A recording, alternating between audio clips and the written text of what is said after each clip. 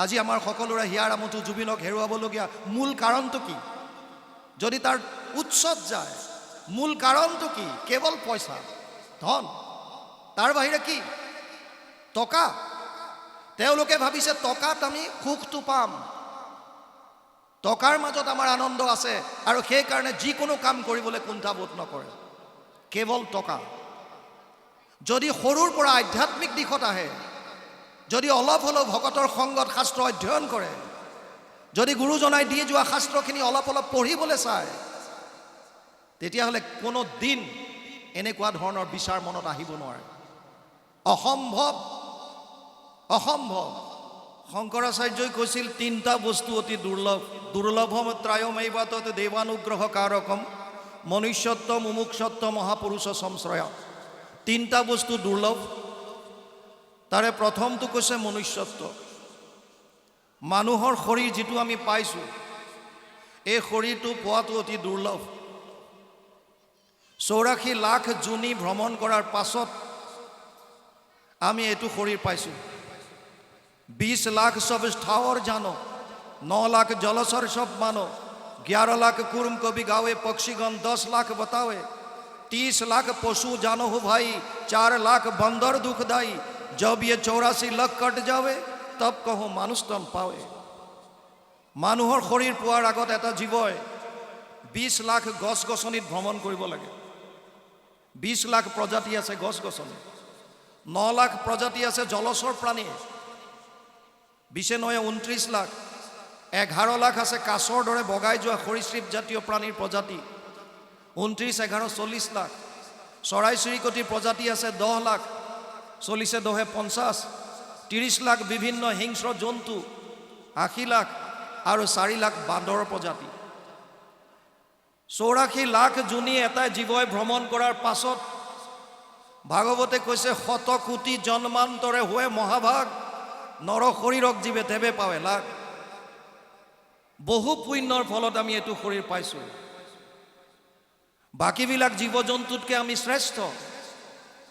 আপোনালোকে যদি আমাৰ শাৰীৰিক অৱয়ব যদি চায়, তেতিয়াহ'লে লক্ষ্য কৰক বাকী যিমান জীৱ জন্তু আছে পৃথিৱীৰ লগত সমান্তৰালকৈ থাকে। তেওঁলোকৰ ৰাজহাড়ডাল পৃথিৱীৰ লগত সমান্তৰাল। কিন্তু মানুহ আছে যি থিয় হৈ থাকে, পাৰপেণ্ডিকুলাৰ হৈ। মানুহক বুদ্ধি দিছে, মানুহে ভাল বেয়াৰ বিচাৰ কৰি চাব পাৰে, মানুহৰ বিবেক আছে।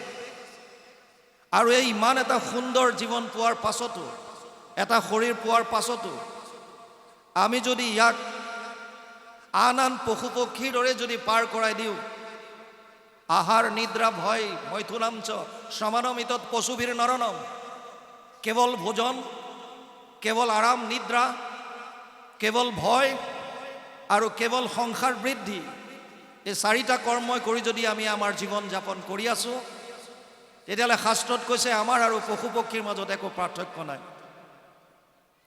মানুহৰ জীৱন কিয় শ্ৰেষ্ঠ? মানুহক ভক্তি কৰাৰ উপায় দিলে। কিন্তু ভক্তি কাক কৰিম, কেনেকৈ কৰিম, যাক লৈ এটা সমস্যাৰ সৃষ্টি হৈছে।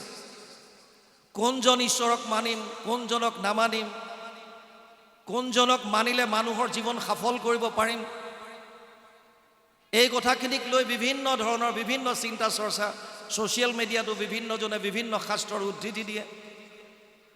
মানুহৰ জীৱন যি দুৰ্লভ বস্তুৰ 3টাৰ ভিতৰত প্ৰথমটো, এই জনমটো সফল কৰিবৰ কাৰণে কি কৰা উচিত, সেইটোৱে হৈছে মূল বস্তু। আজি মোৰ চমু বক্তব্যত মই চেষ্টা কৰিম যে মানুহৰ জনম সফল কৰিব পৰাকৈ আমি কি কৰিব পাৰোঁ আৰু গুৰুজনে আমাক কি কৰিবলৈ দি থৈ গৈছে। মই শংকৰী সংস্কৃতি বিকাশ সমিতিৰ সভাপতি সম্পাদককে ধৰি সকলো সদস্য তথা সদস্যাক ধন্যবাদ জনাইছোঁ। তেওঁলোকে গুৰুজনাৰ সংস্কৃতি বিকাশৰ ক্ষেত্ৰত এখন সমিতি, এটা অনুষ্ঠান তেওঁলোকে সৃষ্টি কৰি ইয়াক আগবঢ়াই নিয়াৰ চেষ্টা কৰিছে। ই অতি আদৰণীয় পদক্ষেপ। কিন্তু গুৰুজনাই কি ক'ব বিচাৰিছিল, আৰু আজি আমি গুৰুজনাৰ 577 সংখ্যক আৱিৰ্ভাৱ মহোৎসৱত থিয় হৈ আমি কি কৰিছোঁ, গুৰুজনাই কৈ যোৱা কথাখিনি আমি পালন কৰিছোঁ নে নাই, নে কেৱল সভাৰ মাজতে আমি আবদ্ধ কৰি ৰাখিছোঁ? কেৱল মেল মিটিঙৰ মাজতে, কেৱল আলোচনাৰ মাধ্যমেৰে যদি আমি ৰাখিছোঁ, তেতিয়াহ'লে এই বিশেষ প্ৰভাৱ আমাৰ জীৱনত নেপেলাব। গুৰুজনাই এই সাধাৰণ আমাৰ দৰে মনুষ্যসকলৰ কাৰণেই অহোপুৰুষাৰ্থ কৰিছিল। তেওঁ শিৰোমণি ভূঞা আছিল। আমাৰ এজন বাপে কৈছে, যি সময়ত গুৰুজনাৰ আৱিৰ্ভাৱ হৈছিল পঞ্চদশ শতিকাত 1449 খ্ৰীষ্টাব্দত, সেই সময়ত ধৰ্মৰ নামত অধৰ্মই গ্ৰাস কৰি তুলিছিল। ইটো দেশে পূৰ্বকালে নাছিল ভকতি, নানা ধৰ্ম কৰ্ম লোকে কৰয় সম্প্ৰতি, নানা দেৱ পূজয় কৰয় বলিদান, হংস সাগ মহিষ কাটে অসংখ্য প্ৰমাণ, নষ্ট গৈল লোক দেখি ইটো সংসাৰত, কৃপাময় কৃষ্ণে পাছে গুণী বৈকুণ্ঠত, ইটো লোক সমস্তকে কৰিতে উদ্ধাৰ, শংকৰ স্বৰূপে হৰি ভৈলা অৱতাৰ।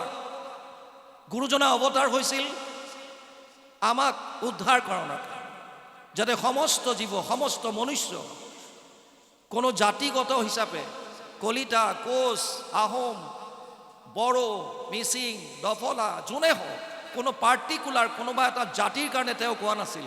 তেওঁ উদ্দেশ্য কৰিছিল অবা নৰলোক, হে বিশ্ববাসীৰ সমস্ত মানৱ, তোমালোকে হৰি ভক্তি কৰা, সমস্তকে কৈছিল। আৰু বাৰ অৱতাৰ ধৰন্ত ঈশ্বৰ কৃষ্ণে, হৰিবাক পৃথিৱীৰ ভাৰ, অন্ত্যজাতি পতিতৰ তাৰণ কাৰণ হেতু, ইবাৰ ভৈলন্ত অৱতাৰ। এইবাৰ তেওঁ আহিছিলে আমাৰ দৰে যিবিলাক আমি অজ্ঞানী। বাপজনাই গাইছিল, জ্ঞান শূন্য আতি পশু পক্ষী জাতি। আমি অজ্ঞান, আমাৰ একো নাই, পশু পক্ষীৰ দৰে আমি আছোঁ। আৰু আমাৰ দৰে মানুহখিনিক উদ্ধাৰ কৰিবৰ কাৰণে তেওঁ আহিছিল। আৰু আমাক ক'লে যে তোমালোকে বাকীবিলাক কৰিব নোৱাৰা। কিয়? যিটো ধৰ্ম গুৰুজনাই প্ৰৱৰ্তন কৰি গৈছে, সেই ধৰ্মটোৰ নামাকৰণ কৰিছে মহাপুৰুষ মাধৱদেৱে গুৰু ভতিমাত। এক শৰণ হৰি নাম ধৰ্মকো ৰাজা। ধৰ্মৰ ভিতৰত ৰাজা ধৰ্ম কি?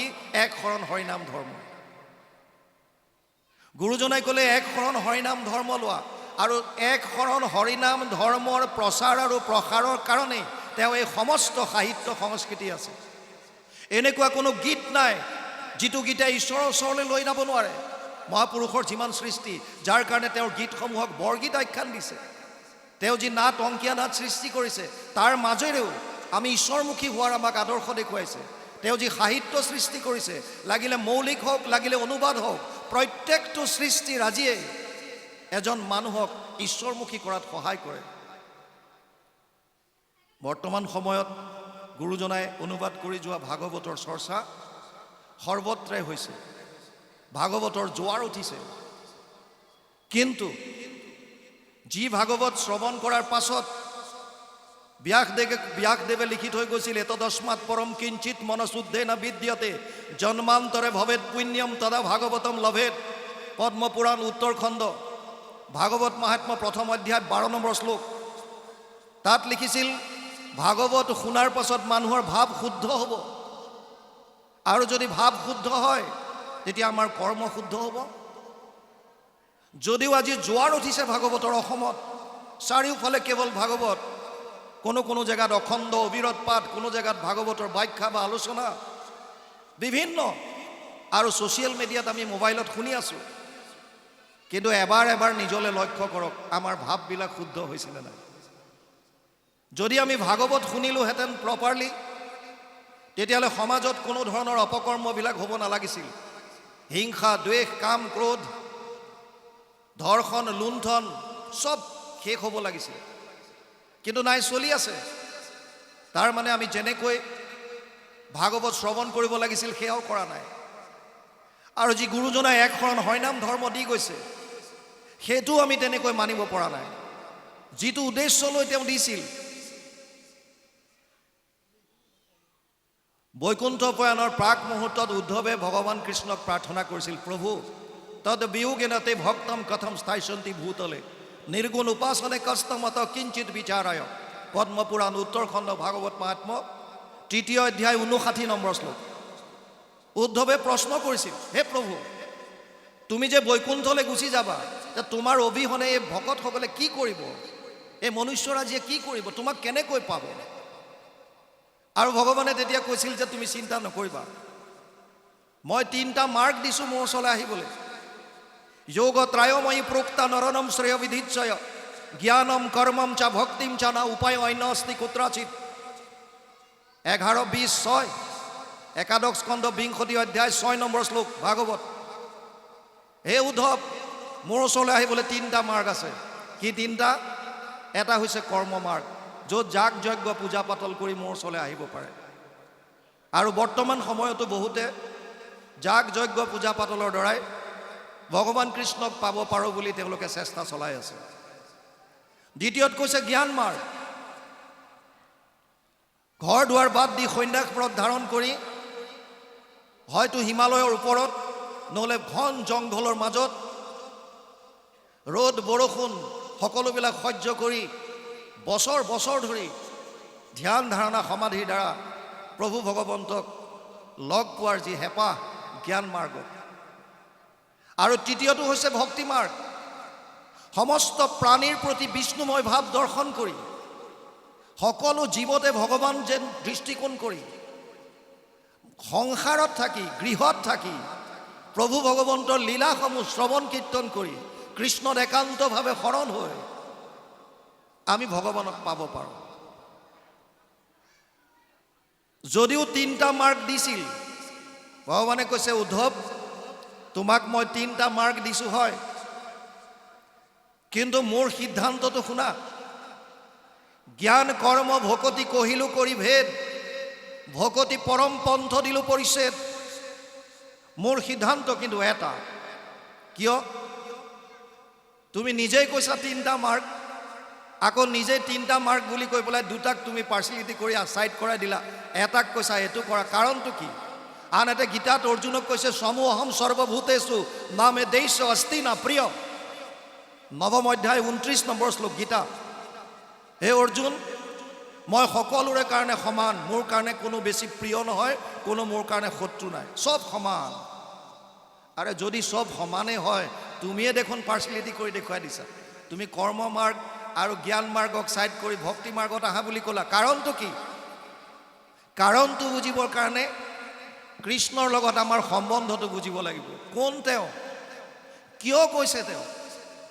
কৃষ্ণৰ লগত আমাৰ সম্বন্ধ কি? সেইটো বুজিবৰ কাৰণে গীতাত সোমাম। গীতাত কৈছে পিতাহমস্য জগতো মাতা ধাতা পিতামহ বেদ্যম পবিত্ৰ ওংকাৰ ঋগ সাম যজুৰে বচ। 9ম অধ্যায় 17 নম্বৰ শ্লোক গীতা। হে অৰ্জুন, মই সমস্ত জগতৰ পিতা, মই মাতা, মই পিতামহ। বেদৰ যি ওংকাৰ, যাক প্ৰণৱ বুলি কয়, এই প্ৰণৱ মই। ঋগবেদ, সামবেদ, যজুৰ্বেদ, যাক জ্ঞান বুলি কয়, এই বেদ মই।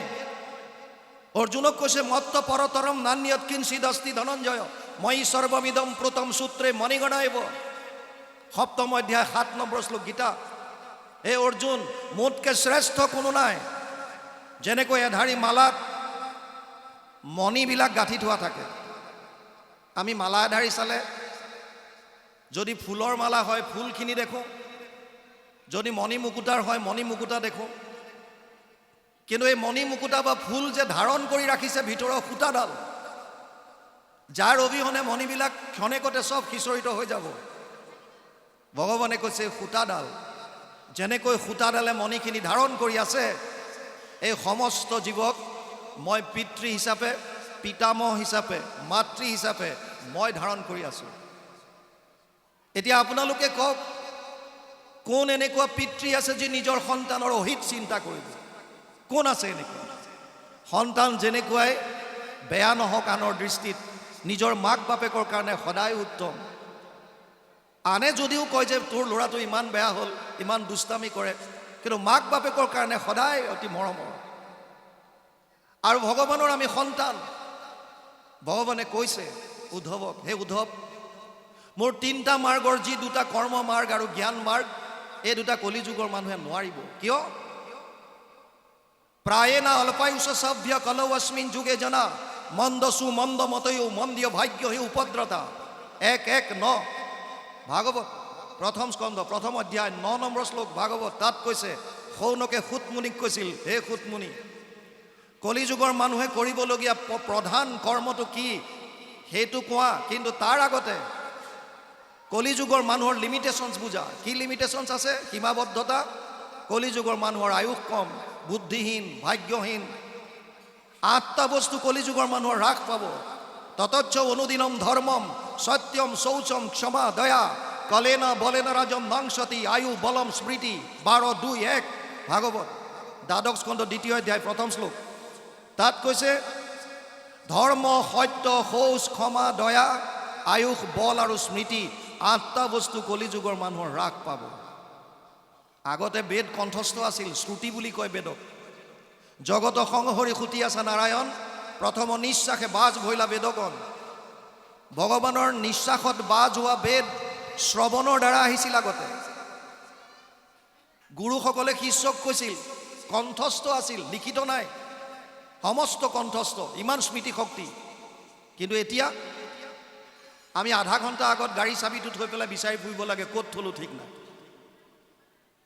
আইসকলে বিয়া খাবলৈ যাবলৈ ওলাই এইযোৰ কাপোৰ পিন্ধিম বুলি যদি আগতে ভাবিলে, আলমিৰা খুলি পেলাই বিচাৰি থাকোঁতে আধা ঘণ্টা লাগিব, কাপোৰযোৰ ক'ত থলে বিচাৰি পোৱা নাই। পাহৰি গৈছোঁ, স্মৃতি শক্তি হ্ৰাস পাইছে আমাৰ, সেইবিলাক আমি নোৱাৰোঁ।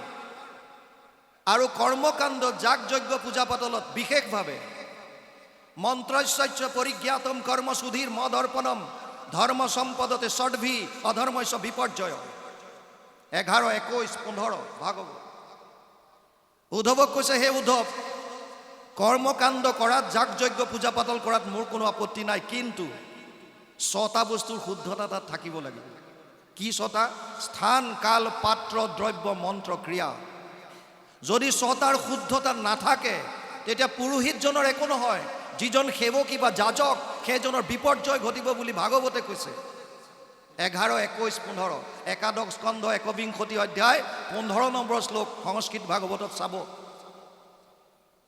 স্থান, আগতে জনকাদি ৰজাই 12 বছৰ নিজে হাল বাই যজ্ঞস্থলী ৰেডি কৰিছিল। কাল, যিকোনো সময়ত যজ্ঞ হ'ব নোৱাৰে, প্ৰত্যেক যজ্ঞৰ এটা বিশেষ সময় থাকে। কিন্তু আমিবিলাকে সময়ৰ প্ৰতি কিমান কনচিয়াছ? আমি সময় এটা মিটিঙৰ দি দিওঁ, ইমান সময়ত হ'ব, কিন্তু আমি কৰিব পাৰোঁ নে নাই? মই ভলণ্টিয়াৰ ৰিটায়াৰমেণ্ট অহাৰ পাছত আপোনালোকে জানে মই SSBত আছিলোঁ, এছিষ্টেণ্ট কমাণ্ডেণ্ট ইঞ্জিনিয়াৰ হিচাপে। যেতিয়া মই 22ত ভলণ্টিয়াৰ ল'লোঁ, প্ৰথম অৱস্থাত মোৰো দিগদাৰ হৈছে। বৰ্তমান অসমত প্ৰায়বিলাকে জনা হৈছে যে বাপজনে সময়মতে পাব। আমাক কৈছিল 12টা, 11:58 মোৰ ইয়াত গাড়ী লগাইছোঁ, 12:02 আগত গাড়ী মই ইয়াত পাৰ্ক কৰিছোঁ। সময় কনচিয়াছ, সময়টোৰ প্ৰতি আমি জাগৰূকতা হ'ব লাগে। আৰু বিশেষভাৱে যোনে যাগ যজ্ঞ পূজা পাতল কৰে, যদি সময় যিটো দিছে সেইমতে যদি কৰিব নোৱাৰে, তেতিয়াহ'লে ফলৰ বিপৰীতো হ'ব পাৰে। তাত যিখিনি বস্তু আমি লগাওঁ, পাত্ৰ, দ্ৰব্য, এইবিলাক শুদ্ধ হয়নে নহয়? বিশেষভাৱে মন্ত্ৰৰ উচ্চাৰণ আমাৰ কিমান সঠিক? আগতে যিখিনি ব্ৰাহ্মণ সম্প্ৰদায়ৰ লোক আছিল, যাক ব্ৰাহ্মণ বুলি কয়, ব্ৰাহ্মণ জন্মজাত নাছিলে। ব্ৰাহ্মণ ক্ষত্ৰিয় বিষাম শূদ্ৰানাম চ পৰম তপ কৰ্মাণি প্ৰবিভক্তানি স্বভাৱ প্ৰভাৱেৰ গুণেই অষ্টাদশ অধ্যায় 41 নম্বৰ শ্লোক গীতা। অৰ্জুনক কৈছে, হে অৰ্জুন, ব্ৰাহ্মণ, ক্ষত্ৰিয়, শূদ্ৰ আৰু বৈশ্য, এই 4টা জাতি মই কৰ্মৰ ওপৰত নিৰ্ভৰ কৰিহে নিৰ্মাণ কৰিছিলোঁ, সৃষ্টি কৰিছিলোঁ, কোনো জন্মগত হিচাপে নহয়। ব্ৰাহ্মণসকলৰ আগতে কাম আছিল, তেওঁলোকে জ্ঞান আহৰণ কৰে আৰু 3টা জাতিক জ্ঞান দান দিয়ে। তেওঁলোকে আগতে গুৰুকুলত গৈ সৰুৰে পৰা বেদ মন্ত্ৰ অভ্যাস কৰিছিল।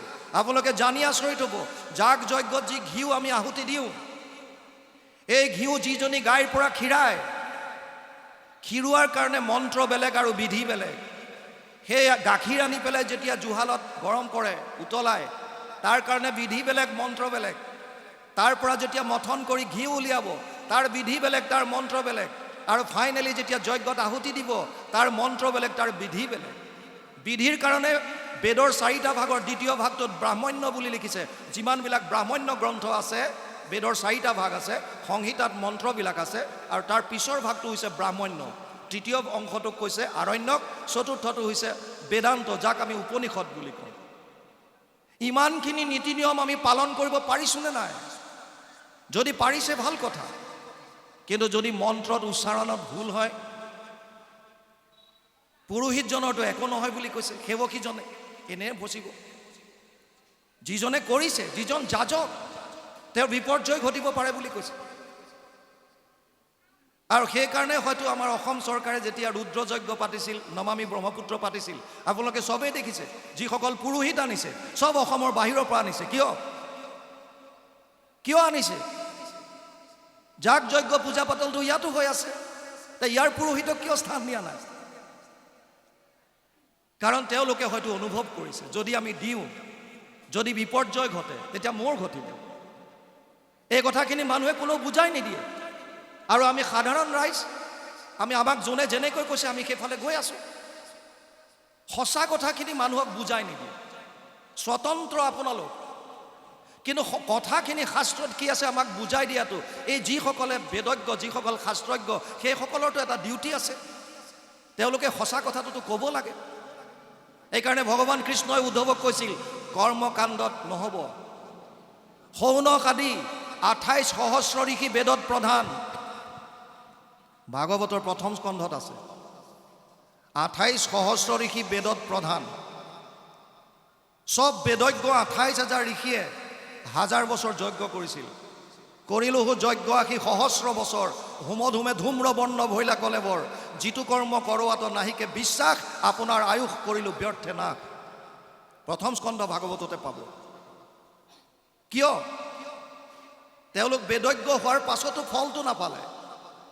আৰু আমি বেদজ্ঞ আজিকালি কিমানজন আছে যোনে সম্পূৰ্ণৰূপে বেদৰ অভ্যাস কৰিছে, আৰু কিমানজন আছে যে জনাসকলে সকলো কৰ্মকাণ্ডত তেওঁলোকে আগভাগ লয়? এইটো সম্ভৱ নহয়। সেইকাৰণে ভগৱান কৃষ্ণই উদ্ধৱক ক'লে, কৰ্মকাণ্ডটো মই ছাইড কৰিব দিছোঁ। কাৰণ কলিযুগৰ মানুহে যি 8টা বস্তু হ্ৰাস পাব, ধৰ্ম, সত্য, শৌচ, ক্ষমা, দয়া, আয়ুস, বল আৰু স্মৃতি, এই 8টা বস্তু হ্ৰাস পাব। য'ত স্মৃতিয়ে হ্ৰাস পালে, য'ত বুদ্ধিহীন হৈ আছে, ভাগ্যহীন হৈ আছে, যাৰ আয়ুস একেবাৰে কম, এইসকল মনুষ্যই কৰ্মকাণ্ডত তেওঁলোকে নোৱাৰিব। জ্ঞান মাৰ্গ আপোনালোকে দেখা পাইছে বৰ্তমান ভাৰতত, মই বাকী দূৰলৈ নাযাওঁৱে। মোৰ অলপ দিন পোষ্টিং আছিল উত্তৰাখণ্ডত, ৰাণীখেত বুলি এটা জেগাত। এতিয়াও হিমালয়ৰ ওপৰত বহুতো ঋষিমুনিয়ে তপস্যা কৰি আছে। মই 92ত SSBত জইন কৰিছিলোঁ। 93ত এটা মোৰ জংঘল এক্সাৰচাইজ হৈছিল। জম্মু কাশ্মীৰৰ এখন জংঘলত কিছুদিনৰ কাৰণে আমাক এৰি দিছিল। জংঘলত যি পাওঁ তাকে খাই থাকিব লাগে, তাৰ কাৰণে আগতে ট্ৰেইনিং দিয়া হয় প্ৰপাৰলি, কি খাব পাৰি কি নোৱাৰি, কোনবিলাক বিষাক্ত, কোনবিলাক খাব পাৰি। এনেকৈ জংঘলত ঘূৰি ফুৰোঁতে এটা গুহাৰ সন্মুখত এজন মানুহ লগ পাইছিলোঁ। মানুহজনক সুধিলোঁ, দেউতা আপুনি এই জংঘলৰ মাজত, এই গুহাৰ সন্মুখত কি কৰি আছে? মানুহজনে কৈছিল, এই গুহাৰ ভিতৰত এজন ঋষিয়ে 12 বছৰ তপস্যা কৰিছিল, বহু সিদ্ধি লাভ কৰিলে, কিন্তু সমাধিত ব্ৰহ্মক সাক্ষাৎ কৰাৰ ঠিক প্ৰাক মুহূৰ্তত এজনী ছোৱালীৰ সংস্পৰ্শত আহিল, আৰু তেওঁৰ সম্পূৰ্ণ সিদ্ধি চব শেষ হৈ গ'ল। যেনেকৈ লুডু খেলত সাপ খেল, সাপত যেনেকৈ জখলাৰে ওপৰলৈ গৈ থাকে, 99ডাল দীঘল সাপ থাকে, আৰু সেই তাৰ মুখত যদি গুটিটো পৰে একেবাৰে তলত গুচি আহিব। আমি ক'লোঁ জেগাটো চাব পাৰিমনে ক'ত কৰিছিল? বোলে অন্ধকাৰ ভিতৰত। বোলো চাবলৈ বিৰাট ইচ্ছা। তেওঁ এটা জুইৰ পোহৰৰ ব্যৱস্থা কৰি আমাক ভিতৰলৈ নিলে। আমি চালোগৈ, এখন টুলত সেই ঋষিজনৰ ফটোখন আছে, তাৰ সন্মুখত এটা ধূপদানি আছে, য'ত ধূপ লগায়। আমি জংঘল এক্সাৰচাইজ শেষ কৰাৰ পিছত যেতিয়া ওলাই আহিছিলোঁ, ওচৰৰ গাঁও এখনত সুধিলোঁ যে মই জংঘলত এনেকৈ বুঢ়া মানুহ এজন লগ পালোঁ, মোক এনেকুৱা এনেকুৱা কথাখিনি ক'লে, সত্যতা কিমান?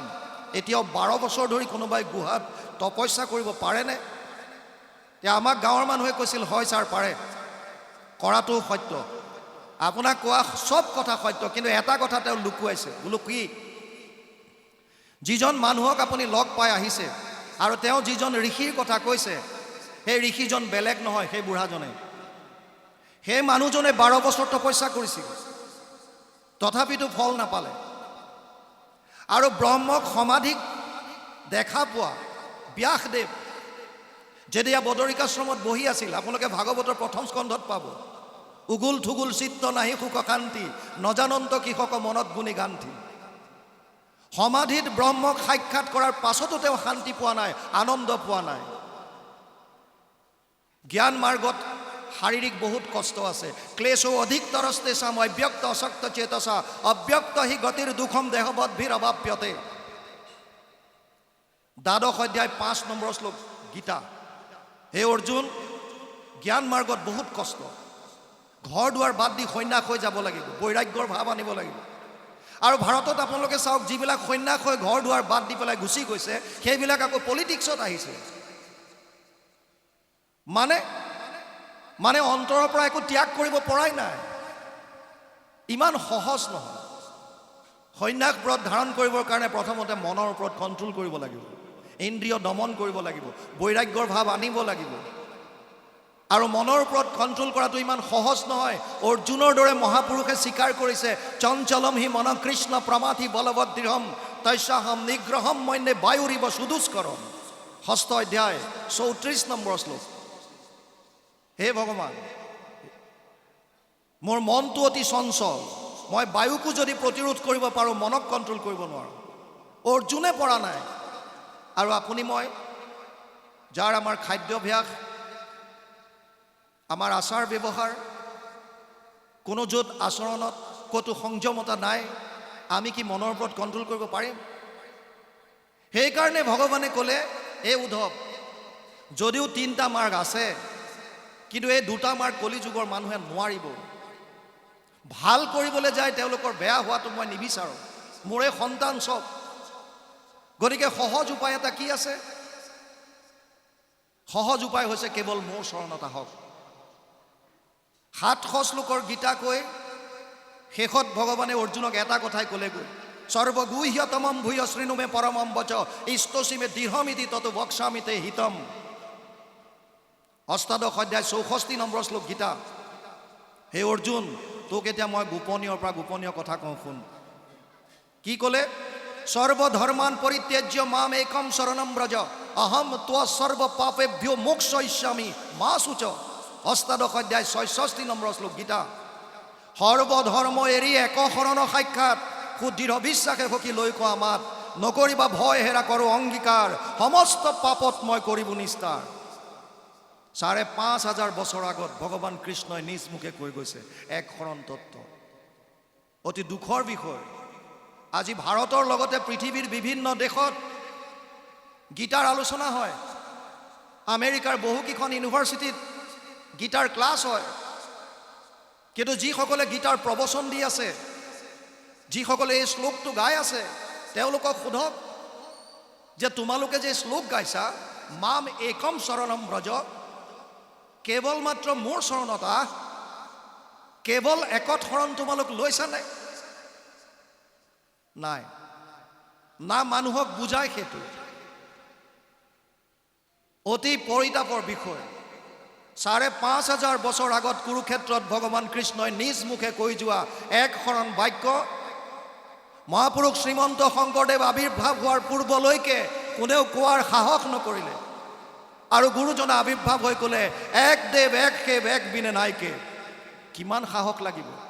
সময়ৰ সোঁতৰ বিপৰীতে যাবলৈ কিমান সাহস লাগিব? শিৰোমণি ভূঞাৰ দৰে পদবী এৰি ভকতৰ মাজত ঘূৰি ফুৰিছিল আৰু কৈছিল যে তোমালোকে সহজ ধৰ্মটো লোৱা, কিয় কঠিনৰ পৰা কঠিনতালৈ সোমাব বিচাৰিছা?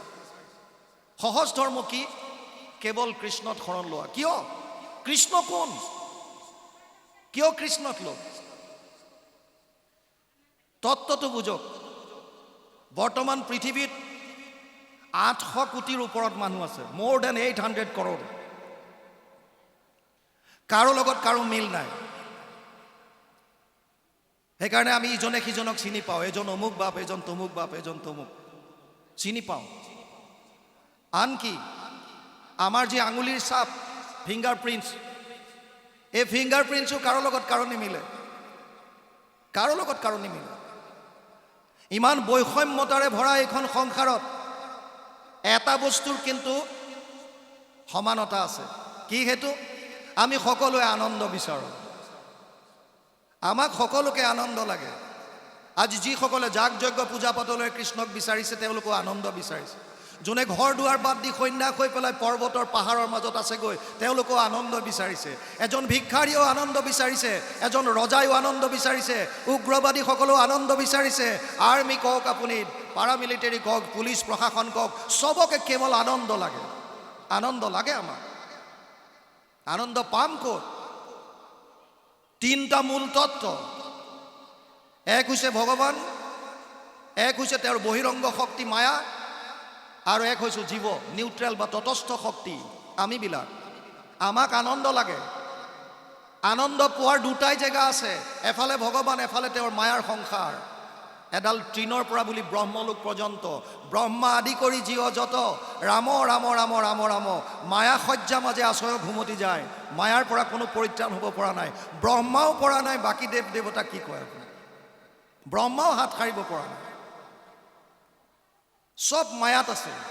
আমাক যিটো আনন্দ লাগে এই দুটা বস্তুৰ এটাত আছে, হয়তো ভগৱানত আছে, নহ'লে মায়াৰ সংসাৰত আছে। ইয়াৰ দুটাৰ ভিতৰত এটা থাকিবই লাগিব, কাৰণ তিনিটাই মূল তত্ত্ব। শাস্ত্ৰই আৰু 4 নম্বৰ তত্ত্বৰ কথাই কোৱা নাই, কেৱল তিনিটা তত্ত্ব: জীৱ, ভগৱান, মায়া। জীৱক আনন্দ লাগে, ক'ত পাম? মায়াৰ ওচৰত বলক। মায়াত কি আছে? আমাক অলপ আগত আমি আলোচনা কৰিছিলোঁ, ইয়াৰ পৰাই কৈছিলে এজনে ব্ৰহ্মাৰ সৃষ্টিৰ কথা। আমাৰ উদ্বোধক ডাঙৰীয়া হয়তো কৈছিল, নাৰায়ণৰ নাভি কমলৰ পৰা ব্ৰহ্মাৰ সৃষ্টি হৈছে। ব্ৰহ্মাৰ সৃষ্টি হোৱাৰ কথা এটা ওলাইছিলে। নাভি কমলৰ পৰাই ব্ৰহ্মাৰ সৃষ্টি হোৱাটো হয়।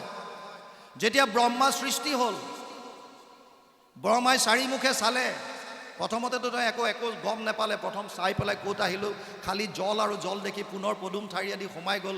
ভগৱান নাৰায়ণৰ উদৰত বহু বছৰ ঘূৰিলে, পুনৰ ওলাই আহিলে। আহি পেলাই এইবাৰ তেওঁ চাৰিওফালে চাওঁতে 4খন মুখ হ'ল, আৰু এটা শব্দ শুনিলে, তপ তপ। তেওঁ বহু বছৰ তপস্যা কৰিলে। ভগৱান নাৰায়ণে দৰ্শন দিলে, বৈকুণ্ঠ ধাম দৰ্শন কৰাই দিলে, আৰু ব্ৰহ্মাক ক'লে, হে ব্ৰহ্মা, হে প্ৰজাপতি, তুমি আগৰ দৰে সৃষ্টি কৰা। ব্ৰহ্মাই মুখ মেলি চাই আছে, আগৰ দৰে কি সৃষ্টি কৰিব, একোৱে মনত নাই। আৰু তেতিয়া ভগৱান কৃষ্ণই, নাৰায়ণে নিজেই তেওঁৰ হৃদিগত হৈ বেদৰ জ্ঞান দিছিল, নিজে হৃদিস্থিত হৈ। ভাগৱতৰ প্ৰথম শ্লোকটোতে আছে। আৰু তাৰপিছত 4টা শ্লোকত ভাগৱত দিছিল। এই 4টা শ্লোকৰ দ্বিতীয় শ্লোকটোত মায়াৰ বিষয়ে কৈছে। ঋতেৰ্থে য়ৎ প্ৰতীয়ত না প্ৰতীয়ত চাত্মানি তদ বিদ্যাদাত্মনো মায়া যথা আভাসো যথা তম। 2:9-34, দ্বিতীয় স্কন্ধ 9ম অধ্যায় 34 নম্বৰ শ্লোক ভাগৱত। আৰু ইয়াৰ অনুবাদ সকলোৱে বুজিব পৰাকৈ মহাপুৰুষ শ্ৰীমন্ত শংকৰদেৱে দ্বিতীয় স্কন্ধত কৰিছে। তেওঁ লিখিছে, মায়া মানে কি? অবস্তুক দেখা হয় বস্তুক আৱৰি, এইকে মোহৰ মায়া জানা নিষ্ট কৰি। নাথাকিতো যেন দেখি চন্দ্ৰমা দুটয়, থাকিতো ৰাহুক যেন কেহু নেদেখয়। সেই মতে মায়া আৰ কৰি ঈশ্বৰক আশাৰ বিষয় সদা দেখায় জীৱক। ক্লিয়াৰ লিখা আছে। আমি যি মায়াৰ মাজত সংসাৰত ধন টকা পইচা পুত্ৰ পৰিবাৰ ঘৰ দুৱাৰ ইত্যাদি ইত্যাদিত বিচাৰি ফুৰিছোঁ, এয়া চব অবস্তু বুলি কৈছে। মই 1995 পৰা 2001লৈকে জয়ছলমেৰত আছিলোঁ। ভাৰতৰ এখন মৰুভূমি, ৰাজস্থানত জয়ছলমেৰ বুলি এখন আছে জেগা, মৰুভূমি পুৰা। গৰমৰ দিনত 52 ডিগ্ৰী চেলচিয়াছ তেতিয়া হৈছিল। আমি ৰেকৰ্ড কৰিছিলোঁ 52 ডিগ্ৰী চেলচিয়াছ। কিমান গৰম হ'ব পাৰে ভাবক। আৰু এনেকৈ যদি আপুনি চাই দিয়ে, কোনো গছ গছনি দেখা নাপায়, চিধা বালি আৰু বালি। যেতিয়া গৰম দিনত প্ৰখৰ ৰ'দ, আমি দূৰলৈ এনেকৈ যেতিয়া চাই দিওঁ, তেতিয়া দেখা পাওঁ যেন কিছু দূৰত এটা হ্ৰদ আছে, পানী আছে। আপুনি আগবাঢ়ি যদি গৈ থাকে, পানীখিনি পিছুৱাই গৈ থাকিব। আচলতে সেয়া পানী নেকি? নহয়, তাক কি বুলি কয়? মৰিচিকা। মৰিচিকা বুলি কয়। আলকতৰা দিয়া ৰাস্তাত দীঘল যদি হয় চিধা, তাতো গৰম দিনত আপোনালোকে পানীৰ আভাসটো পাব। সেয়া পানী নহয়, পানীৰ আভাস। য'ত আমি সুখ বুলি বিচাৰি ফুৰিছোঁ, ধন টকা পইচা পুত্ৰ পৰিবাৰ, যাৰ কাৰণে এইবিলাক দুৰ্নীতি বাঢ়িছে। আশা পাশা সতেৰ বদ্ধ কামক্ৰোধ পৰায়ণ ইহন্তে কামভোগাৰ্থময় ন্যায়েন অৰ্থ সঞ্চয়ান। 8 অধ্যায় 12 নম্বৰ শ্লোক গীতা। অৰ্জুনক কৈছে, হে অৰ্জুন, আশাৰ পাশত বন্দী হৈ মানুহে দুৰ্নীতিৰ দ্বাৰা অৰ্থ সঞ্চয় কৰাত লাগিব, যিটো বৰ্তমান হৈ আছে। আজি আমাৰ সকলোৰে হিয়াৰ আমঠু জুবিনক হেৰুৱাবলগীয়া মূল কাৰণটো কি? যদি তাৰ উৎসত যায়, মূল কাৰণটো কি? কেৱল পইচা, ধন, তাৰ বাহিৰে কি? টকা। তেওঁলোকে ভাবিছে টকাত আমি সুখটো পাম, টকাৰ মাজত আমাৰ আনন্দ আছে, আৰু সেইকাৰণে যিকোনো কাম কৰিবলৈ কুণ্ঠাবোধ নকৰে, কেৱল টকা। যদি সৰুৰ পৰা আধ্যাত্মিক দিশত আহে, যদি অলপ হ'লেও ভকতৰ সংগত শাস্ত্ৰ অধ্যয়ন কৰে, যদি গুৰুজনাই দি যোৱা শাস্ত্ৰখিনি অলপ অলপ পঢ়িবলৈ চায়, তেতিয়াহ'লে কোনো দিন এনেকুৱা ধৰণৰ বিচাৰ মনত আহিব নোৱাৰে। অসম্ভৱ, অসম্ভৱ। আমি চিঞৰ হ'লো এতিয়া ক'ত নাই? মায়াৰ মাজত আমি বিচৰা সুখটো নাই। আৰু যদি খন্তেকৰ কাৰণে পাইছেও, আপুনি কিবা খাবলৈ ভাল পায়, 40-50 কিলোমিটাৰ ড্ৰাইভ কৰি ধাবাত মানুহে খাবলৈ যায়। ধাবাত গৈ পেলাই খাই, না ইয়াত থাকিলে তৃপ্তি পায়, না ভিতৰলৈ গ'লে তৃপ্তি। কেৱল 2.5 ইঞ্চি জিভাখনত লাগি থকা সময়কণেই তৃপ্তিটো, সোৱাদটো পায়। ইয়াত থাকিলেও সোৱাদ নাই, ভিতৰলৈ যোৱাৰ পিছতো সোৱাদ নাই। আচ্ছা, ইণ্টাৰেষ্টিং কথা, ইমান টকা পইচা দি সেই সাজ খাই অহাৰ পিছত ধাবাৰ পৰা ওলাই আহি আকৌ নেক্সট ডে প্লেনিং কৰে, অহাবাৰ আমি অমুকত যাম। কিয়? তাত তৃপ্তিটো নাপালা, তাত সুখটো নাপালা, নায়ে তাত সুখ। খন্তেকৰ কাৰণে যদিও সুখ বুলি আপোনালোকে ভাবিছে, এয়া খন্তেকীয়া। যাৰ পৰা আপুনি সুখ বিচাৰিছে, সেই বস্তু বা ব্যক্তিবিলাকে ক্ষণস্থায়ী, ব্ৰহ্মাৰো চিৰস্থায়ী নহয়। যেবে এক শত হৈ বৰিষ ব্ৰহ্মাৰ, ব্ৰহ্মাকো কৰন্ত দেৱে ঈশ্বৰে সংহাৰ। ব্ৰহ্মাও সাৰি যাব নোৱাৰে, বাকী কোন? চব ক্ষণস্থায়ী। আৰু এটা ক্ষণস্থায়ী বস্তুৱে, অস্থায়ী বস্তুৱে আপোনাক পাৰ্মানেণ্ট সুখ দিব নোৱাৰে। তেতিয়াহ'লে আমি বিচৰা আনন্দটো ক'ত পাম? দুটা বস্তু আছিলে, ভগৱান আৰু মায়া। মায়াত যদি সুখ নাই, তেতিয়া ক'ত থাকিব ভগৱান? ভগৱান মানে বেদত বোলক, যিসকলে বেদ অধ্যয়ন কৰি আছে, তৈত্তৰীয় উপনিষদ বেদান্তত, তাত লিখিছে ৰসো বৈশঃ, সেইজনে আনন্দ স্বৰূপ। কোন? যিজনক পৰমাত্মা বুলি কৈছোঁ, যিজনক ব্ৰহ্ম বুলি কৈছোঁ, যিজনক কৃষ্ণ বুলি কৈছোঁ। মহাভাৰতৰ উদ্যোগত সেইকাৰণে কৃষ্ণ শব্দৰ অৰ্থ লিখিছে নামৰ অন্যয়। কি লিখিছে? কৃষিভূ বাচক শব্দ ন চ নিবৃত্তি বাচক দ্বয়োৰেকাত পৰম ব্ৰহ্ম কৃষ্ণ ইতি অভিধীয়তে। অনুবাদ কৰিছে মহাপুৰুষ মাধৱদেৱে। কৃষেন শব্দ ইটো পৃথিৱী বাচক ভৈলা, ন আনন্দত প্ৰৱৰ্তয়, দুইৰো এক পদ মিলি পৰম ব্ৰহ্ম ৰূপ কৃষ্ণ, নাম আনন্দক মাত্ৰ কয়। আৰু সেইকাৰণে কৃষ্ণক সচ্চিদানন্দ, চিদানন্দ, সদানন্দ, স্বৰূপানন্দ, হৃদয়ানন্দ, পৰমানন্দ আমি গাই থাকোঁ। তাৰ মানে গুৰুজনা কিমান দূৰদৰ্শী চাওক। প্ৰত্যেক জীৱক আনন্দ লাগে, আৰু আনন্দ যদি লাগে, আনন্দ মানে হৈছে কৃষ্ণ। যিটো আনন্দ আপোনাক মোক লাগে, সেই আনন্দটো কেৱল কৃষ্ণ। আৰু এই কথা সেইকাৰণে কৃষ্ণই অৰ্জুনক কৈছে, তোক যদি লাগে আনন্দ, তই বিষাদৰ পৰা যদি উঠিব বিচাৰিছ, তেতিয়াহ'লে মোৰ ওচৰত আহ। আৰু সেইকাৰণে গুৰুজনাই গীতাৰ চাওক, যিকোনো গ্ৰন্থ হ'লে নহ'ব। গীতা এখন আমাৰ সনাতন ধৰ্মত যি ভাৰতীয় দৰ্শন আছে 6টা, তাত প্ৰমাণৰ কথা কৈছে। আজি আপোনালোকক মই কৈ গ'লোঁ যে কৃষ্ণই পৰম ধৰ্ম, কৃষ্ণই পৰম দেৱ, আপোনালোকে কৃষ্ণত শৰণ লওক। কিয় ল'ব? কি যুক্তিত ল'ব? ৰন্তু শইকীয়া কোন? তেওঁ ক'লে বুলি আমি মানিম নেকি? কিন্তু যদি যিকোনো কথাৰ কাৰণে প্ৰমাণ দিব লাগিব, প্ৰমাণ, আৰু প্ৰমাণৰ কাৰণে আমাৰ যিটো দৰ্শন শাস্ত্ৰ, ইয়াত 4 ধৰণৰ প্ৰমাণৰ কথা কৈছে। প্ৰত্যক্ষ প্ৰমাণ, অনুমান প্ৰমাণ, উপমান প্ৰমাণ আৰু শব্দ বা শাস্ত্ৰৰ প্ৰমাণ। প্ৰত্যক্ষ প্ৰমাণ কি? যদি মোৰ 5টা জ্ঞানেন্দ্ৰিয়ৰ দ্বাৰা মই নিজে উপলব্ধি কৰিছোঁ, মই নিজে দেখিছোঁ, মই নিজে শুনিছোঁ, মই চুই চাইছোঁ, মই সোৱাদ লৈ চাইছোঁ, মই শুঙি চাইছোঁ। 5টা জ্ঞানেন্দ্ৰিয়, শ্ৰোত্ৰ, নেত্ৰ, জিহ্বা, ঘ্ৰাণ আৰু চৰ্ম, 5টা জ্ঞানেন্দ্ৰিয়ৰ দ্বাৰা নিজে উপলব্ধি কৰাটো প্ৰত্যক্ষ প্ৰমাণ।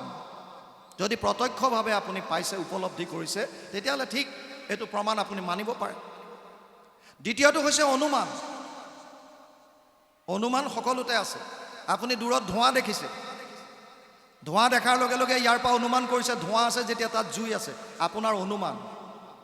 আপোনাৰ গাঁৱৰ কোনোবা এখন মানুহৰ গৃহৰ সন্মুখত গেটৰ ওচৰত 108 এখন লগাই দিলে, 108 এখন খাৰা হৈ গ'ল, আপোনালোকে কি ভাবিব?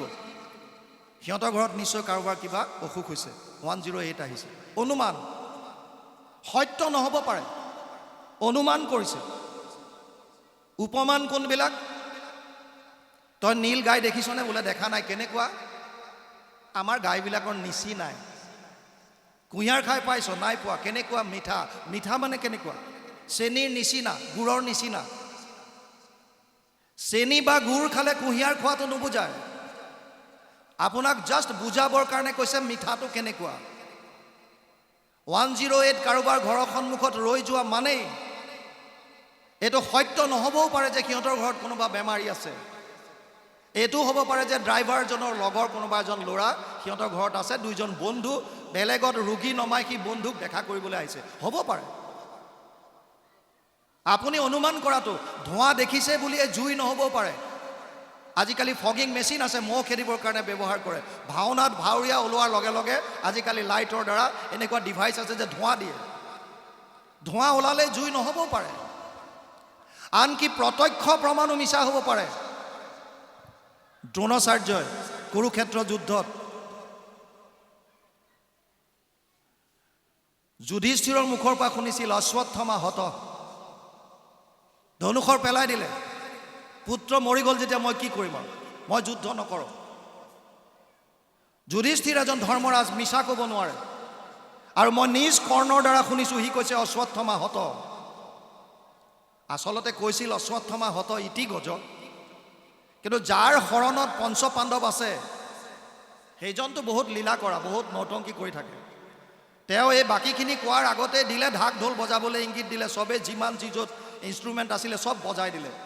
পিছত দ্ৰোণাচাৰ্যৰ পিছৰখিনি নাই শুনা, প্ৰথমকণ শুনিলে কি অশ্বত্থামা হত, নিজ কাণে শুনিছে। কোৱাজন সত্যবাদী ধৰ্মৰাজ যুধিষ্ঠিৰ, তথাপিও কথাটো সত্য নহয়। অশ্বত্থামা হত, অশ্বত্থামা মৃত্যু হোৱাটো সত্য, ইতি গজ, অশ্বত্থামা নামৰ এটা হাতী। তাৰ মানে কেতিয়াবা কেতিয়াবা প্ৰত্যক্ষ প্ৰমাণ সত্য নহ'ব পাৰে, অনুমান প্ৰমাণো সত্য নহ'ব পাৰে, উপমান প্ৰমাণ সত্য নহ'ব পাৰে, প্ৰামাণিক নহ'ব পাৰে। তেতিয়া আমাৰ হাতত সনাতন ধৰ্মত, আপোনালোকে মন দি শুনক, সনাতন ধৰ্মত প্ৰমাণৰ কাৰণে এটাই শেষ উপায় আছে, এইটো মানিবই লাগিব। বাউন যদি আস্তিক হয়, আস্তিক মানে ভগৱানক মনা নমনা কথা কোৱা নাই। আস্তিক মানে কৈছে আপুনি ধৰ্মশাস্ত্ৰখিনি মানিছেনে নাই সনাতনৰ। এই আস্তিক যোনে মানে তেওঁলোকৰ কাৰণে শাস্ত্ৰ প্ৰমাণ বুলি ক'লে, কিন্তু কি শাস্ত্ৰ মানিব এতিয়া? ভুৰিনি ভুৰি কৰ্মানি শ্ৰোতব্যানি বিভাগছ 1:11, প্ৰথম স্কন্ধ প্ৰথম অধ্যায় 11 নম্বৰ শ্লোক ভাগৱত। সৌনকে কৈছিল সুতমুনি, হে সুতমুনি, কাৰ কথা মানিম? অগণন শাস্ত্ৰ আছে, কোনখনত কাৰ কথা মানিম? কোনোবা শাস্ত্ৰত যদি কৈছে যাগ যজ্ঞ পূজা পাতলত কল্যাণ পাবা, ক'ৰবাত কৈছে জপ তপ তীৰ্থ কৰা, ক'ৰবাত কৈছে দান দক্ষিণা কৰা, ক'ৰবাত কৈছে ধ্যান ধাৰণা সমাধি কৰা, কাৰ কথা মানিম? তেতিয়া সনাতন ধৰ্মই 3টা প্ৰস্থান দিলে, শ্ৰুতি প্ৰস্থান, স্মৃতি প্ৰস্থান আৰু ন্যায় প্ৰস্থান। শ্ৰুতি মই অলপ আগত কৈছোঁ, বেদক কয়। বেদৰ সাৰমৰ্ম যদি জানিব বিচাৰিছে তেতিয়া বেদান্ত অধ্যয়ন কৰিব লাগিব, যাক আমি উপনিষদ বুলি কওঁ। মূল উপনিষদ 11খন, যদিও অগণন আছে উপনিষদ। শ্ৰুতি প্ৰস্থানত বেদান্তক দিছে উপনিষদত। যদি উপনিষদত লিখা আছে ই প্ৰামাণিক বুলি মানিব লাগিব, যদি আপুনি আস্তিক হয়। যদি নাস্তিক হয়, জৈনিজিম, বুদ্ধিজিম, চাৰ্বাক, তেওঁলোকৰ কথা নাহে, তেওঁলোকে নামানিব পাৰে, নামানে তেওঁলোকে। যিসকলে মানে তেওঁলোকৰ কাৰণে প্ৰথম প্ৰস্থান দিলে শ্ৰুতি বেদান্ত, দ্বিতীয় দিলে স্মৃতি প্ৰস্থান। শ্ৰুতি কিয় আহিছে মই অলপ আগত কৈছিলোঁ, শ্ৰৱণৰ দ্বাৰা বেদ অহাৰ কাৰণে। শ্ৰৱণৰ বেদৰ আন এটা নাম হৈছে শ্ৰুতি শাস্ত্ৰ। বেদৰ মন্ত্ৰবিলাক সকলোৱে বুজি নাপাইছিল, সেইকাৰণে যিসকল ঋষিমুনি আছিল তেওঁলোকে এই বেদৰ ওপৰতে ভিত্তি কৰি নিজৰ স্মৃতি শক্তিৰ দ্বাৰা, স্মৰণ শক্তিৰ দ্বাৰা আন কিছুমান গ্ৰন্থ, ইতিহাস ৰচনা কৰিলে, যাক আমি মহাভাৰত কওঁ, মনুস্মৃতি কওঁ, এয়া স্মৃতি গ্ৰন্থ। মহাভাৰত এখন স্মৃতি শাস্ত্ৰ। মহাভাৰতৰ ভিতৰৰ ভীষ্ম পৰ্বৰ 25 অধ্যায়ৰ পৰা 42 অধ্যায়লৈ এই 18টা অধ্যায় সুকীয়াকৈ উলিয়াই আনিছে, নাম দিছে শ্ৰীমদ ভগৱত গীতা। মহাভাৰতৰ সাৰমৰ্ম যদি জানিব বিচাৰিছে তেতিয়াহ'লে গীতা অধ্যয়ন কৰিলে হ'ব, চব পাব তাত। আৰু সেইকাৰণে স্মৃতি প্ৰস্থানত গীতা শাস্ত্ৰক ৰাখিলে। যদি গীতাত আছে তেতিয়াহ'লে মানিব লাগিব, বাউন প্ৰামাণিক।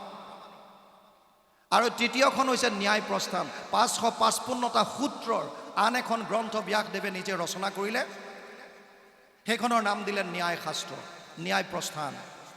এতিয়া ইণ্টাৰেষ্টিং কথাটো বুজক, শ্ৰুতি প্ৰস্থান হৈছে বেদান্ত। যিজন ব্যাসদেৱে বেদৰ বিস্তাৰ কৰিছে তেওঁৱে নিজে ভাগৱতত লিখিছে, সৰ্ব বেদান্ত সাৰম হি শ্ৰী ভাগৱতম ইষ্যতে য়স্য ৰসামৃত তৃপ্তস্য নানন্যত্ৰ ৰতি ক্বচিৎ। 12, 13, 15 দ্বাদশ স্কন্ধ 13 অধ্যায় 15 নম্বৰ শ্লোক। আৰু এই শ্লোকৰ অনুবাদ মহাপুৰুষ মাধৱদেৱে ঘোষাত কৰিছে 18 নম্বৰ পদজোকা। সমস্ত বেদান্ত সাৰ মহাভাগৱত শাস্ত্ৰ, ইহাৰ অমৃত ৰস পায়, পৰম সন্তোষে পান কৰিলে যিজনে তাৰ অন্যত্ৰ ৰসত ৰতি নাই। তাৰ মানে শ্ৰুতি শাস্ত্ৰ বা শ্ৰুতি প্ৰস্থান যদি বেদান্ত হয়, বেদান্তৰ সাৰ হৈছে ভাগৱত। গতিকে ভাগৱত এখন প্ৰামাণিক গ্ৰন্থ। স্মৃতি প্ৰস্থান গীতা, ইয়াত ক'বলগীয়া একো নাই। ন্যায় প্ৰস্থান হৈছে ব্ৰহ্মসূত্ৰ। যিজন ব্যাসদেৱে 555টা সূত্ৰত ব্ৰহ্মসূত্ৰ লিখিছে তেওঁৱে গৰুড় পুৰাণত লিখিছে অৰ্থ অয়ম ব্ৰহ্মসূত্ৰানাম সৰ্ব উপনিষদ মতা। অৰ্থাৎ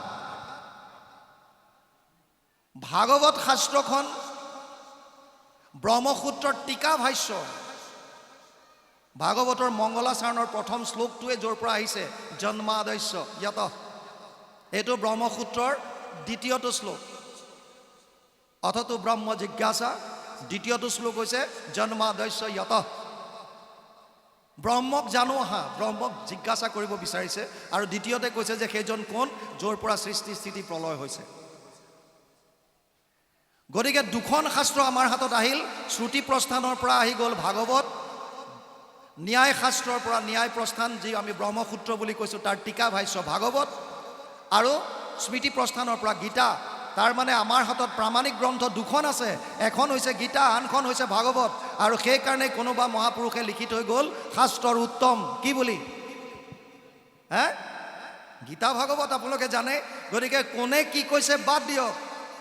ৰন্তু শইকীয়াই কিবা কৈছেনে, প্ৰণৱ গগৈ ডাঙৰীয়াই কিবা কৈছেনে, দিলীপ চাংমাই বাপে কি কৈছে বাদ দিয়ক। শাস্ত্ৰৰ উত্তম দুখন গ্ৰন্থ নিজে অধ্যয়ন কৰক। গীতাত প্ৰথমৰখিনি চব কৈ গ'ল, অৰ্জুনে যেনে যেনে জানিব বিচাৰিছে তেনেকৈ কৈ গৈছে। সিদ্ধান্ত শেষত দিছে কি, সৰ্বধৰ্মান পৰিত্যাজ্য মাম একম শৰণম ব্ৰজ। চব বাদ দি কেৱল একত শৰণ ল, য'ৰ পৰা মহাপুৰুষ শ্ৰীমন্ত শংকৰদেৱে এক শৰণ হৰিনাম ধৰ্মৰ এক শৰণ বস্তুভাগ আনিছে। ই সম্পূৰ্ণৰূপে প্ৰামাণিক গ্ৰন্থ স্মৃতি প্ৰস্থানৰ গীতাৰ পৰা আনা। দ্বিতীয় হৈছে এতিয়া হৰিনাম। সকলোৱে কয় নাম বস্তুভাগ ভগৱানৰ সহস্ৰ নামৰ পৰা আনিছে, পদ্ম পুৰাণৰ। ই সত্য, মহাভাৰততো আছে সহস্ৰ নামৰ কথা, ই সত্য, ইয়াত কোনো নুই ক'ব নোৱাৰে। কিন্তু শাস্ত্ৰৰ উত্তম যদি গীতা ভাগৱত হয়, ভাগৱতে কি কৈছে নামৰ ওপৰত? ভাগৱতে কৈছে কলৌ দোষ নিধে ৰাজন অস্তি এক মহান গুণ কীৰ্তনাদেৱ কৃষ্ণস্য মুক্ত সংগ পৰম ব্ৰজেত। 12:3-51 দ্বাদশ স্কন্ধ 3 অধ্যায় 51 নম্বৰ শ্লোক। দোষৰ সাগৰ কলি তাকো পৰীক্ষিত ৰাজা, গুণ দেখি কৰিলা ৰক্ষণ, অন্তৰ্জাতি পাতকীও কলিত তৰয় সুখে, মুখে কৰি কৃষ্ণৰ কীৰ্তন। ভাগৱতত 12টা স্কন্ধ 335টা অধ্যায় 18,000 শ্লোক আছে। শেষৰ শ্লোকটোত লিখিছে ব্যাসদেৱে নাম সংকীৰ্তনম য়স্য সৰ্ব পাপ প্ৰণাশনম প্ৰণাম দুঃখ সমানা তম নমামি হৰিম পৰম। 12, 13, 23 দ্বাদশ স্কন্ধ 13 অধ্যায় 23 নম্বৰ শ্লোক ভাগৱত। তাত কৈছে নাম সংকীৰ্তনৰ দ্বাৰাই সমস্ত পাপৰ পৰা আমি পৰিত্ৰাণ পাব পাৰোঁ। আৰু গুৰুজনাই যি এক শৰণ হৰিনাম ধৰ্ম দিছে, গীতাৰ পৰা আনিছে শাস্ত্ৰৰ উত্তম গীতা, এক শৰণ হৰিনাম, আপুনি ভাগৱতৰ শেষত সেইটোৱে দি থৈ গ'ল। গতিকে এক শৰণ হৰিনাম ধৰ্ম কিয় দিবলগীয়া হ'ল? যাতে আমাৰ দৰে সহজ সৰল যিখিনি মানুহ, কলিযুগত যাৰ স্মৃতি শক্তি হ্ৰাস পালে, যি আমাৰ কৰ্মকাণ্ড কৰিবৰ কাৰণে ইমানখিনি মন্ত্ৰ মুখস্থ কৰাটো সম্ভৱ নহয়, আমাৰ কাৰণে দি থৈ গ'ল এক শৰণ হৰিনাম ধৰ্ম। হৰিনাম কীৰ্তনত নাহি স্থান কাল পাত্ৰ, নিয়ম সংযম একো বিধি। সেইকাৰণে এই ধৰ্মটো তেওঁ প্ৰৱৰ্তন কৰিলে। প্ৰৱৰ্তন কৰাৰ পাছত এতিয়া ইয়াক প্ৰচাৰ কৰিব লাগিব, প্ৰসাৰ কৰিব লাগিব। কেনেকৈ কৰিব? মানুহো বেলেগ বেলেগ ধৰণৰ থাকে। যিসকল ইয়াত শিক্ষা জগতৰ লগত জড়িত আছে, শিক্ষক, কোনোবা হয়তো ইউনিভাৰ্চিটিৰ কোনোবা থাকিব পাৰে টিচাৰ, কোনোবা কলেজৰ থাকিব পাৰে, কোনোবা হায়াৰ ছেকেণ্ডেৰী হাইস্কুল লেভেলৰ থাকিব পাৰে, কোনোবা প্ৰাথমিক লেভেলৰ থাকিব পাৰে। এজন শিক্ষক যেতিয়া ক্লাছৰুমত সোমায়, তেতিয়া তেওঁ গম পায় যে মোৰ সন্মুখত যি ছাত্ৰ ছাত্ৰী আছে তেওঁলোক কোনটো ষ্টেটাছৰ। প্ৰাথমিক লেভেলৰ যদি শিক্ষকজন হ'ব পাৰে ডক্টৰেটধাৰী, PhD কৰা হ'ব পাৰে, কিন্তু তেওঁক বুজোৱাৰ সময়ত তেওঁ গম পাইছে মোৰ সন্মুখত যি আছে এইখিনি প্ৰাথমিক লেভেলৰ, তেওঁলোকৰ লেভেলত আহি বুজাব লাগিব। তেওঁ নিজে বুজামতে কৈ গ'লে একো বুজি নাপায়। আৰু যদি হায়াৰ ছেকেণ্ডেৰী বা হাইস্কুল লেভেলৰ হয়, তেতিয়া শিক্ষকজনে বুজি পায় মোৰ সন্মুখত থকা ছাত্ৰ ছাত্ৰী ইমানখিনি বুজিব পৰা হৈছে, মই এনেকৈ ক'লে বুজি পাব। কলেজত শিক্ষকে বুজি পায়, ইউনিভাৰ্চিটিত তেওঁলোকে বুজি পায়। কিন্তু গুৰুজনাই যেতিয়া ধৰ্ম প্ৰৱৰ্তন কৰিলে, তেতিয়া ধৰ্মটো সকলোৰে ওচৰত নিব লাগিব। এতিয়া সকলো শ্ৰেণীৰ মানুহ আছে, সেইকাৰণে পণ্ডিতসকলৰ কাৰণে তেওঁ সাহিত্য সৃষ্টি কৰিলে সংস্কৃতত ভক্তি ৰত্নাকৰ। যিসকলে বুজিব পাৰে, পঢ়া শুনা কৰিছে বা শ্ৰৱণৰ দ্বাৰা বুজিব পাৰে, সেইসকলৰ কাৰণে ব্ৰজাৱলীত তেওঁ বিভিন্ন গ্ৰন্থ সৃষ্টি কৰিলে, অনুবাদ কৰিলে, ভাগৱতকে মুখ্য কৰি। আৰু যিসকলে একো নাজানে তেওঁলোকক কৃষ্ণমুখী কেনেকৈ কৰিব, তাৰ কাৰণে তেওঁ সৃষ্টি কৰিলে ভাওনাৰ, যাতে ভাওনাৰ মাজেৰে কৃষ্ণ সংস্কৃতিটো তেওঁ প্ৰচাৰ প্ৰসাৰ কৰিব পাৰে। যিসকলে নাজানে একো, তেওঁলোকে ভাওনা চাবলৈ আহিছে, কিন্তু তাৰ মাজেদি গম পায়, প্ৰহ্লাদৰ চৰিত্ৰ দেখুৱাইছে। প্ৰহ্লাদে মানে কৃষ্ণত শৰণ লোৱাৰ কাৰণেহে এই জুয়ে পুৰিব নোৱাৰিলে, হাতীয়ে খুচিব নোৱাৰিলে, দাঁত ভাগি গ'ল, সাপে খুটিলে একো নহয়, বিষ দিলে একো নহয়, কিয়? আশ্ৰয়টো ভাল হৈছে। কি সুন্দৰ! তেওঁ ৰাম বিজয় নাটৰ দ্বাৰা ৰামৰ প্ৰতি আকৃষ্ট কৰিব বিচাৰিছে, পাৰিজাত হৰণত দেখুৱাইছে কৃষ্ণৰ মাহাত্ম্য। গতিকে প্ৰত্যেকটো বস্তু, আৰু তেওঁৰ যিসকল অনুগামী, নৃসিংহ যাত্ৰা যোনে লিখিছে পিছত, এয়া যি কি নহওক, আল্টিমেটলি ভাগৱতৰ পৰা, মূল গ্ৰন্থৰ পৰা একোটা কাহিনী লৈ এই কৃষ্ণ ভক্তি প্ৰচাৰ আৰু প্ৰসাৰৰ কাৰণে তেওঁ ভাওনাৰ সৃষ্টি কৰিলে। আপোনালোকে জানি আচৰিত হ'ব, প্ৰত্যেকটো সৃষ্টি কেৱল আৰু কেৱল কৃষ্ণমুখী। আৰু সেই গুৰুজনাক আজি এইটো সময়ত স্মৰণ কৰিবলৈ পাই আমি নিজকে ধন্য মানিছোঁ। আমি ধন্যবাদ জনাইছোঁ এই গোমোঠাবাসী ৰাইজক, যি আমাক সুদূৰ বিশ্বনাথ চাৰিআলিৰ পৰা নিমন্ত্ৰণ দিছে যে দুআষাৰ শুনিম। গুৰুজনাৰ বিষয়ে সকলোৱে জানে, নজনা কোন আছে? জনাত সকলোৱে জানে। যেতিয়া ভগৱান কৃষ্ণ হস্তিনাপুৰত গৈছিল আৰু দুৰ্যোধনক কৈছিল, দাদা দুৰ্যোধন, যদি কুৰুক্ষেত্ৰ যুদ্ধ বিচৰা নাই তেতিয়াহ'লে এটা কাম কৰা। বোলে কি কৰিম? 5খন গাঁও দিয়া মাত্ৰ। দুৰ্যোধনে ক'লে, 5খন গাঁওটো দূৰৰ কথা, মই বেজীৰ আগত উঠা সামান্য মাটিকণো বিনা যুদ্ধত নিদিওঁ। ভগৱান কৃষ্ণই সুধিছিল, দাদা দুৰ্যোধন, ধৰ্ম কি জানানে নাই? দুৰ্যোধনে কৈছিল, জানামি ধৰ্মম নাচামে প্ৰবৃত্তি। ধৰ্ম কি মই জানো, মানিবলৈ মন নাই। আমাৰ এনেকুৱা কোন আছে যোনে ধৰ্ম বুজি নাপায়? ধৰ্ম মানে বেছি আপোনালোক চিৰিয়াছ নহ'ব। দৈনন্দিন জীৱনৰ যিখিনি আমাৰ মূল কৰ্তব্য, যি ডিউটি, সেয়াও একোটা ধৰ্ম। ছাত্ৰ ছাত্ৰীৰ ধৰ্ম হৈছে তেওঁলোকে শিক্ষা লোৱা। এজন শিক্ষক বা শিক্ষয়িত্ৰীৰ ধৰ্ম, তেওঁ যেতিয়া স্কুলত থাকিব, বিদ্যালয়ত থাকিব, তেতিয়া শিক্ষা দান কৰা। তেওঁ যেতিয়া ঘৰলৈ আহিব, কাৰোবাৰ যেতিয়া তেওঁ মাতৃ, কাৰোবাৰ যেতিয়া পিতৃ, তেতিয়া তেওঁ সন্তানৰ প্ৰতি কৰিবলগীয়া কৰ্তব্যখিনি তেওঁৰ ধৰ্ম। সমাজৰ নাগৰিক হিচাপে সমাজৰ প্ৰতি কৰিবলগীয়াখিনি তেওঁৰ ধৰ্ম। দেশৰ নাগৰিক হিচাপে দেশৰ প্ৰতি কৰিবলগীয়া তেওঁৰ ধৰ্ম। কিন্তু এই সমস্তবিলাক শাৰীৰিক ধৰ্ম, শাৰীৰিক ধৰ্ম। আৰু এটা ধৰ্ম আছে, সেইটো হৈছে আত্মা, যাক আমি আধ্যাত্মিক বুলি কওঁ। আত্মাৰ ধৰ্মৰ কাৰণে সময় উলিয়াওক, আৰু তাৰ কাৰণে সুবিধা কৰি দিছে যদ্যপি ভকতি নৱবিধ মাধৱৰ শ্ৰৱণ কীৰ্তন আত সন্ত শ্ৰেষ্ঠতৰ, গুৰুজনাই কৈ গৈছে।